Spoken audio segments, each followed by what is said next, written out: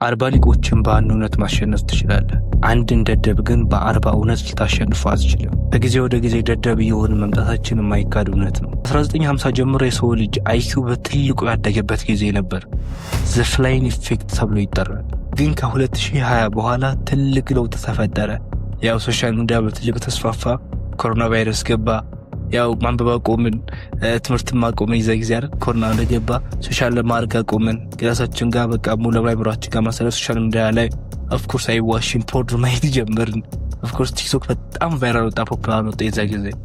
ግን አንድ ነገር በትልቁ ወደቀ የዛ ጊዜ፣ የሰው ልጅ አስተሳሰብ ክህሎት እና ማንነት። ከዚህ ጊዜ በኋላ ነው የሰው ልጅ አይኪው በትልቁ የወረደው። ዘ ሪቨርስ ፍላይንግ ኢፌክት ይሉታል ይህንን ትልቅ ውድቀት። 1984 ባይ ጆርጅ ኦርዌል። እዚህ መጽሐፍ ላይ ቶት ክራይም ወይም የሀሳብ ወንጀል የሚል ኮንሴፕት አለ። አንድ ሰው ሊትራሊ የተለየ ሀሳብ ወይም አይተር ከህዝብ ከመንገዱ የተለየ ወይም አዲስ ሀሳብ ካለው የሚታሰርበትና የሚገደልበት ጊዜ ነው እዚህ የተጻፈው። ወጣቱ ማሰብ አቁሟል።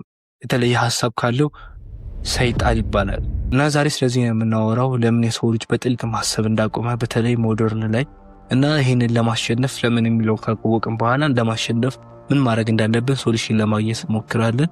ሜክ ሹር ላይክ ኤንድ ሰብስክራይብ በማድረግ ጀምር። ሀሳብ አስተያየት ደግሞ ኮሜንት ላይ ብንነግረኝ በጣም አሪፍ ነው።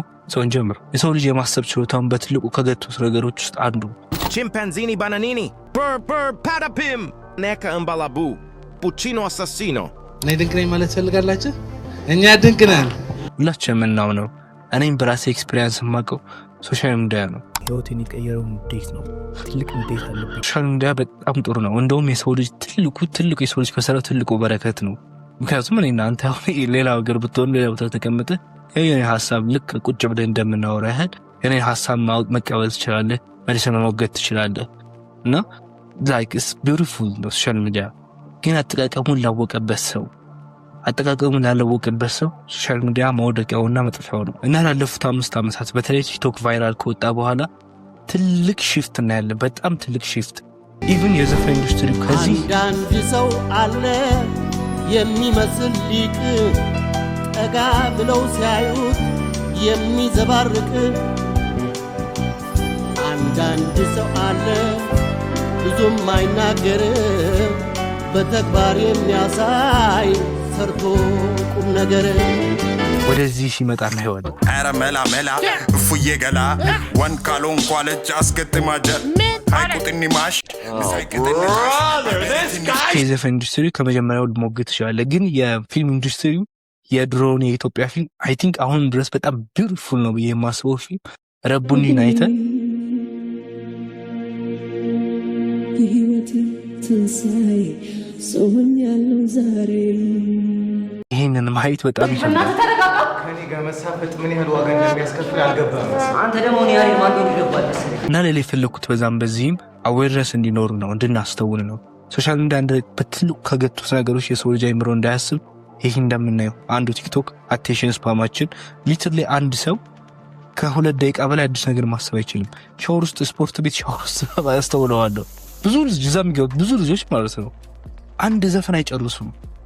ሻወር ሲገቡ ጀስት ዘፈን ከፍተው ሻወር ሲገብተው አንድ ዘፈን ዘፍነውም አይጨርሷትም። 30 ሰከንድ ላይ ዘፈና በዛው ልክ የሚሰሙት አይጨርሱትም። ጀስት ሲወንት ላይ ሾርት ይጋጫጫጭር ነገር ኢንፎርሜሽን እና አይምሮአችን ደግሞ በብዙ ኢንፎርሜሽን ሲሞላ የማሰብ ችሎታው በጣም ይወርቃል፣ ወይም የሚያስብበት ጊዜ አይኖረውም። አይውሽ ይሄን ነገር ባልነካው ደስ ይለኝ ነበር።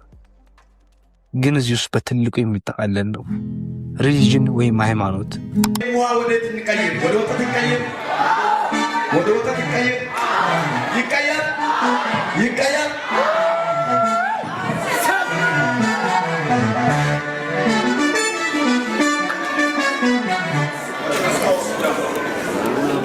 ወደ ወጣት እንቀይራለን።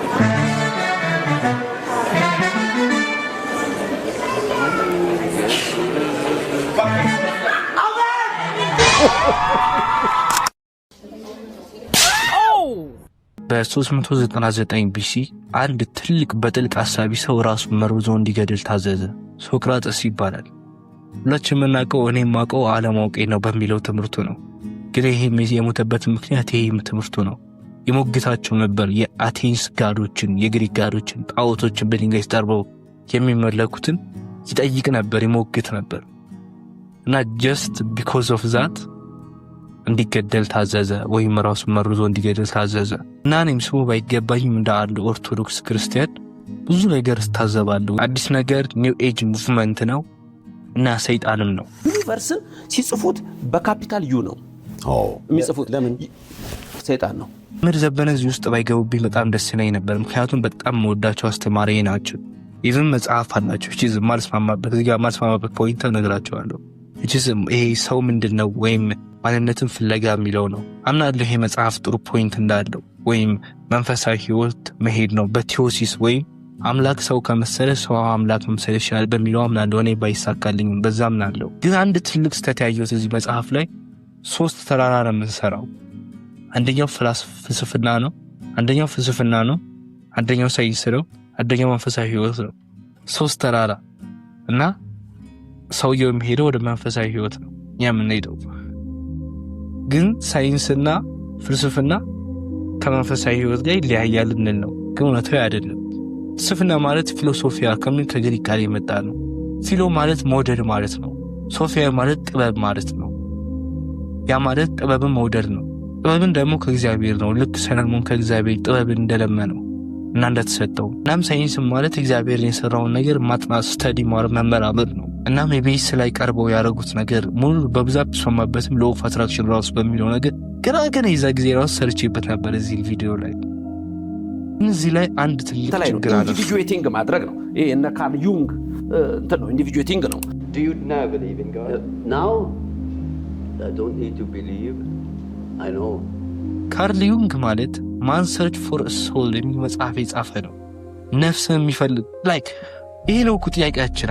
በቃ ነፍስ ምንድነው? አይምሮአችን ማሰባችን አይምሮአችን ጋር ይገናኛል፣ ስሜታችን ዶፓሚን ጋር ይገናኛል፣ whatever ምናምን እንላለን። ግን ነፍስስ ምንድነው የምንለው ነገር ነው። ይሄ ነበር ጥያቄያችን ላይ ሳይኮአናሊሲስ አድርጎ እኮ የሰራ ሰው ነው ካርል ዩንግ ማለት።